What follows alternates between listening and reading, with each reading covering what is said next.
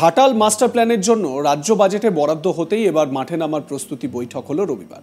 16 ফেব্রুয়ারি ঘাটালে এই বৈঠক হয়, যেখানে হাজির ছিলেন মন্ত্রী মানস রঞ্জন ভূঁইয়া, সাংসদ দেব, জেলাশাসক খুরশেদ আলী কাদেরি, পুলিশ সুপার ধৃতিমান সরকার সহ ঘাটালের সংসদ এলাকার শাসক দলের বিধায়ক ও জনপ্রতিনিধিরা।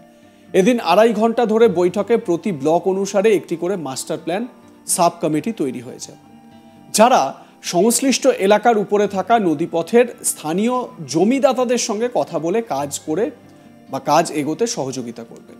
কারণ এই মাস্টার প্ল্যানের জন্য দাসপুরের চন্দ্রেশ্বর খাল সংলগ্ন এলাকার জমির মালিকেরা জমি দিতে রাজি নন, যা নিয়ে জটিলতা তৈরি হয়েছে।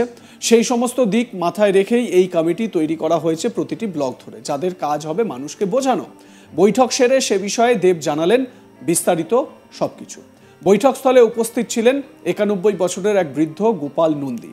তিনি দেবের কাছে হাত জড়ো করে বলেন, আমি ভগবানকে জানি আর আপনাকে জানি, এবার আপনার হাত ধরে হয়তো ঘাটাল মুক্তি পাবে, এজন্য আপনাকে অনেক ধন্যবাদ। বৃদ্ধ গোপাল নন্দী তিনি দেবের হাত ধরে তাকে হাত জোড় করে বলছেন, দেখুন সেই ভিডিও। সাংসদ দেব সামনে, বৃদ্ধ তিনি আর্জি জানাচ্ছেন সাংসদের কাছে।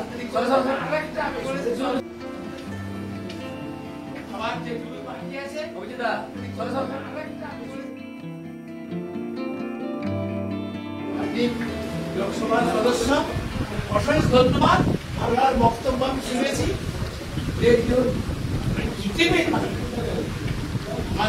টিভি আছে, রেডিও আছে। আপনার কথা শুনি, আমি আমাদের নেত্রীর কথা শুনি, বলেছিলেন এই বাস্তবিত হচ্ছে, এই জন্য আমি অসংখ্য জয় বাংলা। বাংলা আমি অত সব বলতে পারবো। আমি জানি, আমি ভগবানকে জানি। আর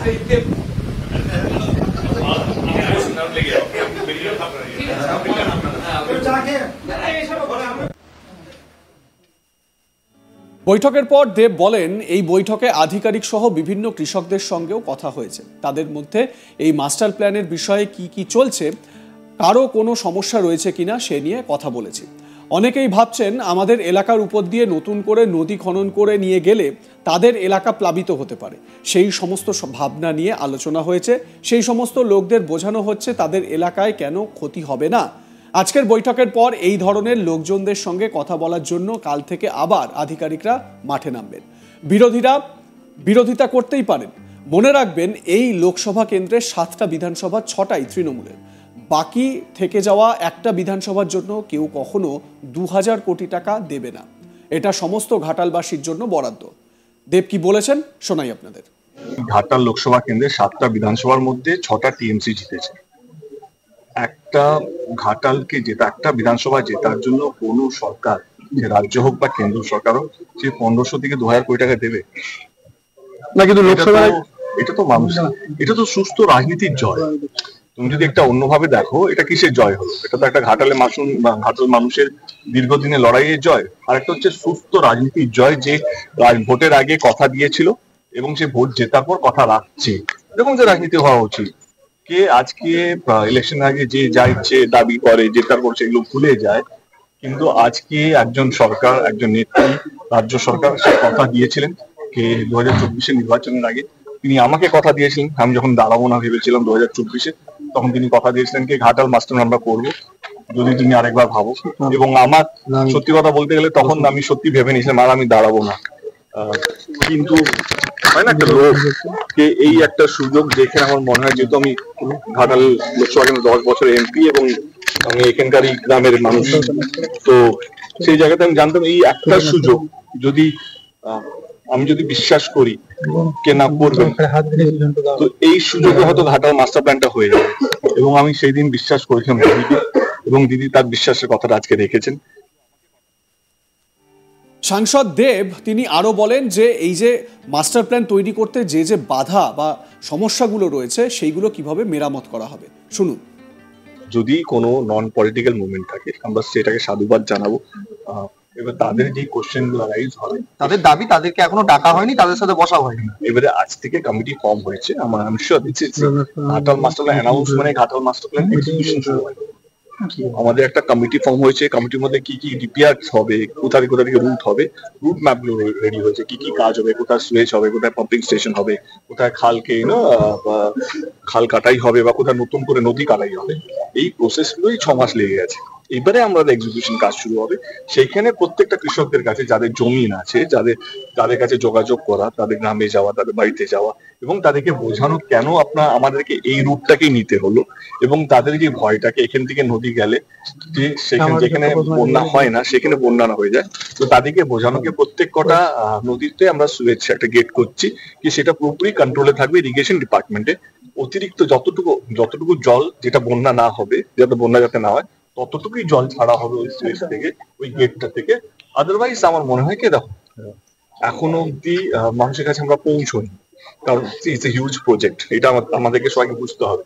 এই প্রজেক্টটাকে রেডি করতে গেলে আমাদের সবাইকে, আমাদের টিমকে যারা কমিটির মধ্যে, তাদেরকে পড়াশোনা করাতে হচ্ছে, তাদেরকে শেখাতে হচ্ছে যে আমরা কিভাবে প্রেজেন্টেশন রাখবো, কিভাবে মানুষকে বোঝাবো। মানুষের হাজারটা প্রশ্ন থাকতে পারে। এদিকে বিজেপির ঘাটালের বিধায়ক শীতল কপাট এই বৈঠককে নিয়ে কটাক্ষ করেন। তিনি বলেন, সেখানে শাসক দলের নেতা মন্ত্রীরা ছিলেন, আমি এখানকার বিজেপি বিধায়ক বলে আমাকে ডাকাই হয়নি।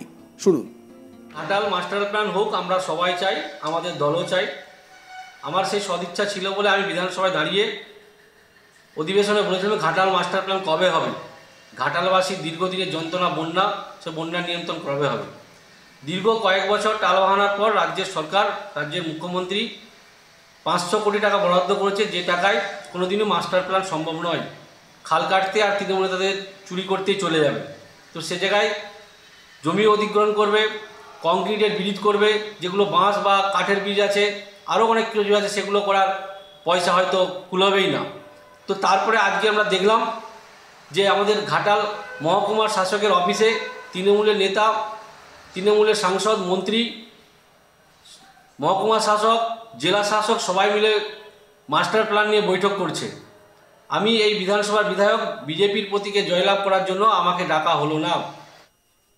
স্থানীয় সিপিএম নেতা অশোক সাঁতরাও এই বৈঠকের কড়া নিন্দা করেছেন। শুনুন। আমাদের কোনো বাধা নেই। আমাদের জানতে, আমরা বলেছি এইটাই, আমরা বলেছি মানুষকে জানা কি করবে, মানুষের স্বার্থে কতটা কাজে লাগবে তারা সেনে বুঝুক, কত জমি লাগবে, তাদের জমির দামটা তারা পাবে কিনা, যাদের বাড়িঘর জোয়া চলে যাবে এই মাস্টার প্ল্যান করতে যে কিছু, তাদের রিহ্যাবিলিটেশন অর্থাৎ তাদেরকে পুনর্বাসন করা যাবে কিনা, এইগুলো মানুষের কাছে পরিষ্কার করে বলে দিলে। এ বিষয়ে আপনাদের মতামত জানাতে ভুলবেন না। দেখতে থাকুন আজ তাক বাংলা, সাবস্ক্রাইব করুন ইউটিউব চ্যানেলটি।